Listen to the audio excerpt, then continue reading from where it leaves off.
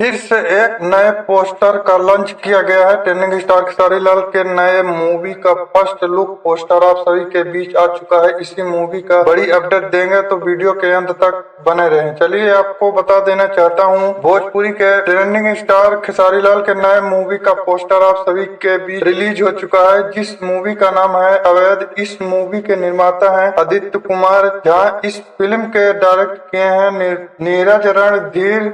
इस फिल्म के star cast में रहेंगे भोजपुरी के ट्रेंडिंग स्टार खेसारी लाल यादव और यामिनी सिंह। वही अन्य कलाकार, बहुत सारे कलाकार इस फिल्म में शामिल हैं। अब इस फिल्म की कहानी की बात की जाए तो इस फिल्म की कहानी बहुत शानदार होने वाला है। ये मूवी आप सभी के सिनेमा घरों में बहुत ज्यादा पसंद आने वाली है, जो कि बहुत ही पुराने लुक की अंदाज में ये फिल्म बनाई गई है, जो कि ये फिल्म भोजपुरी दर्शकों को बहुत पसंद आने वाली है। आप लोग स्क्रीन में देख सकते हैं खेसारी लाल यादव जी की बहुत बड़ी फिल्म अवैध का फर्स्ट लुक पोस्टर आ चुका है, जो कि बहुत धाकड़ पोस्टर को बनाया गया है।